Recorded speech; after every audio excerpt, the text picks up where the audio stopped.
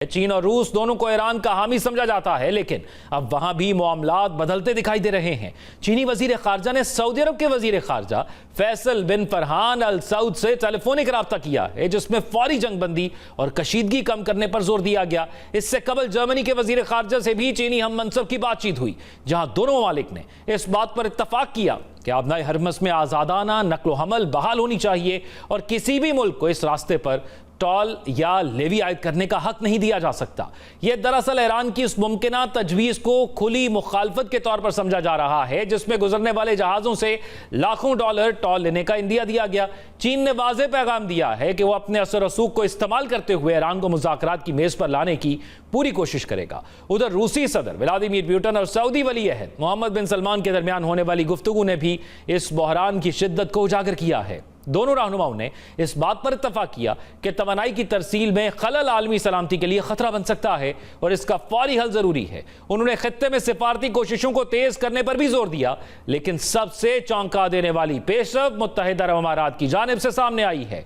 अमरीकी media report के मुताबिक इमारात आबदाए हरमस को बजौर ताकत खोलने के लिए एक फौजी इत्तेहाद कायम करने पर गौर कर रहा है।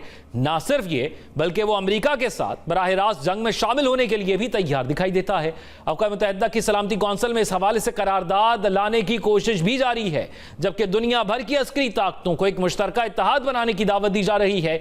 ये तमाम इक़दाम एक ही सिमत की निशानदही करते हैं। ईरान पर बढ़ता हुआ आलमी दबाव एक ऐसा दबाव जो सिर्फ सिफारती नहीं बल्कि मुआशी, अस्करी और सियासी सतह पर भी महसूस किया जा रहा है। सवाल यह है कि क्या ईरान इस दबाव के आगे झुकेगा या मजीद सख्त मौक़िफ़ इख्तियार करेगा। ईरान की मौजूदा हिकमत अमली क्या वाकई इसके स्ट्रैटेजिक मकासद हासिल कर रही है या वो खुद को मजीद तन्हाई की तरफ धकेल रहा है। क्या आबनाए हरमस को बंद करने की धमकी एक मौसर दबाव है या आलमी मुखालिफत को दावत देना, और सबसे अहम क्या ये कशीदगी ईरान के लिए इस मकाम पर पहुंच चुकी है जहां उसके नुकसानात उसके फवायद पर भारी पड़ने लगे हैं। इसी तमाम सूरत हाल पर बात करेंगे। Director south Asia times Salman Javed साहब हमारे साथ मौजूद हैं। बहुत शुक्रिया सलमान साहब आपके वक्त का।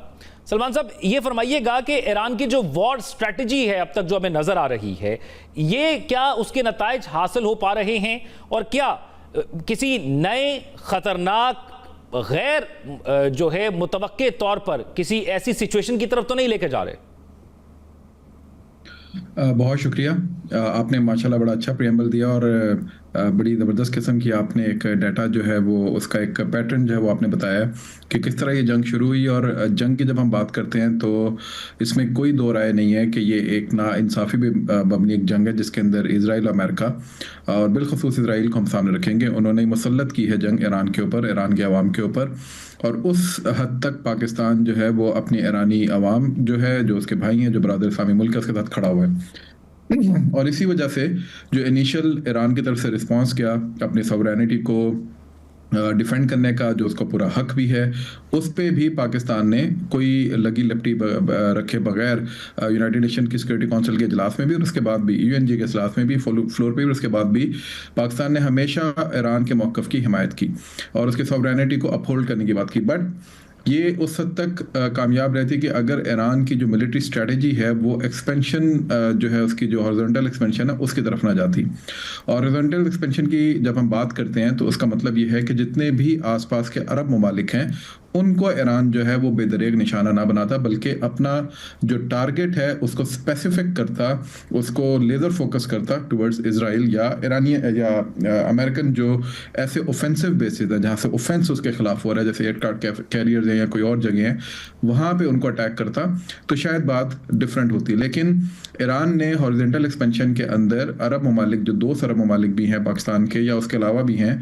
उनको मुसलसल बेदरेग ऐसे निशाना बनाया कि अगर डाटा देखें तो 83% जो मिसाइल दागे गए हैं या जो हमले किए गए ईरान की तरफ से उनका निशाना अरब ममालिक बने और 17% के करीब जो 17 अमेरिकन या इजरायली असासाजात जो हैं उनको उन्होंने निशाना बनाया या उनकी तरफ उन्होंने मिसाइल दागे हैं। अब इस चीज़ को जब आप सामने रखते तो आपको नज़र आता है कि उन्होंने बेदरेग जो टूरिस्ट स्पॉट्स हैं, जो उनके इकनॉमिक हब्स हैं, जो उनके एनर्जी सेक्टर के करीब की चीज़ें हैं, उन जगहों को जब आप निशाना बना रहे हैं तो इसका मतलब ये है कि आपकी वॉर स्ट्रेटजी जो है वो फियर फैक्टर सेक्टर पे मबनी है। और इसी का दूसरा पहलू यह है कि स्ट्रेट ऑफ हुर्मुज़ जो है, अपना हुर्मुज़ जो है, उसको जब आप ब्लॉक करते हैं तो उसमें जो पहलू नज़रअंदाज हो रहा है, जो पूरी दुनिया को शायद बिलखसूस हमारे यहाँ की आवाम के लिए ये एक जानने की बहुत अशद ज़रूरत है मैरीटाइम के सेक्टर के अंदर, कि एक टेरिटोरियल वाटर्स होते हैं और एक इंटरनेशनल वाटर्स होते हैं। टेरिटोरियल वाटर जो है वो 12 नॉटिकल माइल्स तक की कहानी होती है, जिस तरह पाकिस्तान के भी हैं।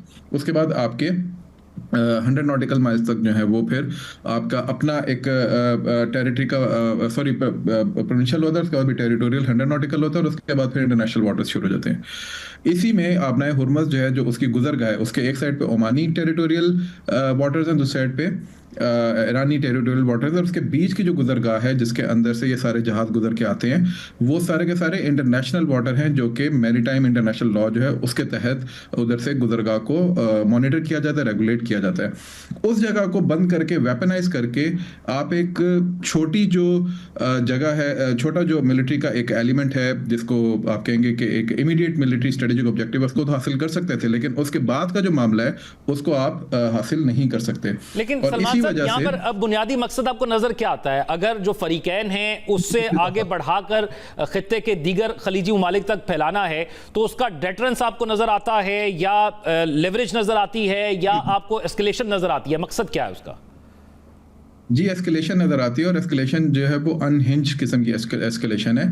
और मैं तो इसको इस हद तक अब कहूँगा कि ये एग्जैक्टली वही मिलिट्री स्ट्रेटजी का ट्रैप है जिसके अंदर इजराइल और अमेरिकन शायद ईरानियंस को लेकर आना चाहते थे, और वो आ गए। देखें, आपने जैसे अपने प्रेम्बल में कहा कि शायद अमेरिका जो है वो इंडिया दे रहा है एक मिलिट्री अलायंस का अपना हुर्मुज़ को खोलने का, लेकिन अगर आप ट्रम्प की स्पीच देखें, वाइट हाउस की जो उसने की है, अपने नेशन से उसने जो खिताब किया है, उसके अंदर उसने ये बात की है कि अपना हुर्मुज़ से हमारा कोई लेना नहीं है, आप जाने और बाकी दुनिया जाने, क्योंकि उनको ये इतना हिट नहीं करी, उनके अलायंस को जरूर हिट करिए, लेकिन उनको ये इतना हिट नहीं करी इकोनॉमिकली ये हमारे लिए ज्यादा खतरनाक बात है। अभी कल पाकिस्तान के अंदर आप सबको पता है, हम सबको पता है कि पेट्रोल का बम का जो एक फोड़ा गया है, और आज अवाम उसके ऊपर बिलबिला रही है। तो इस चीज को अगर आप सामने रखें तो ये तो अभी स्टार्ट है। और अगर आपने भी जैसे अपनी प्रेमबल में कहा कि 2000 जहाज वहां पे अगर फंसे बैठे हुए हैं, तो वो किस तरीके से उसके रिपल इफेक्ट्स क्रिएट होंगे, ना सिर्फ साउथ एशिया और सेंट्रल एशिया पे, बल्कि चाइना और उसके बाद फिर फार ईस्ट के ऊपर भी।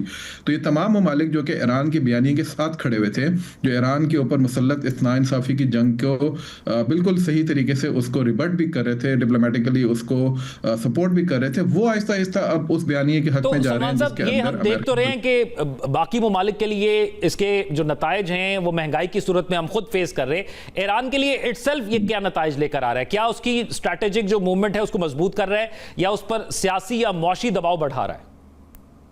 देखें, हमारे यहाँ ना जज्बातियत के बुनियाद के ऊपर ज़्यादा बात होती है कि जी कि ईरान ने हमले किए और उसने शायद अमेरिका को पुश बैक दे दिया, उसने शायद इजराइल को पुश बैक दे दिया।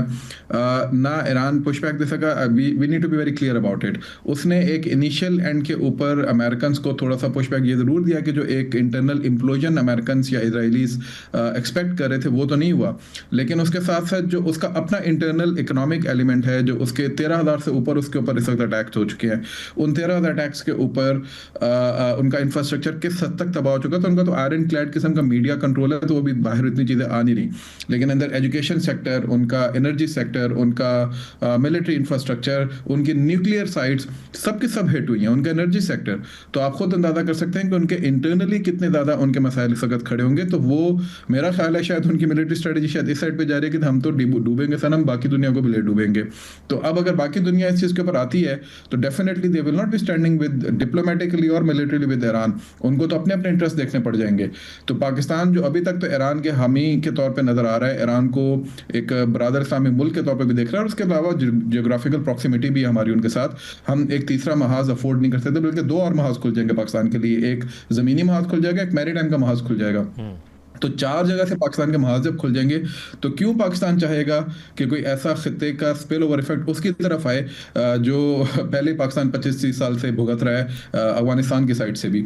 तो इस वजह से पाकिस्तान आपको दिखते हैं कि सिफारतकारी की तरफ भी जाता है। पाकिस्तान चाहता है कि ये लोग डायलॉग के ऊपर बैठे हैं और ईरान इसको वॉर कंटेनमेंट स्ट्रेटेजी जो है उसकी तरफ इसको लेके जाया जाए, और बाकी खित्ते के जो ममालिक है, जैसे ममालिक भी है, वो भी इसके अंदर पूरी दुनिया पाकिस्तान के इस किरदार की तारीफ भी कर रही है। जिस तरह पाकिस्तान जो है एक वर्ल्ड वॉर 3 को रोकने के लिए ये अपनी तमाम सिफारती कोशिशें लगा रहा है, लेकिन आबनाए हरमज़ी अब फैसला करेगी कि ये जंग कितनी तवील होती है या ये महदूद होती है। जैसे डोनाल्ड ट्रंप साहब कह रहे हैं कि 2-3 हफ्तों के अंदर ख़त्म हो जाएगी।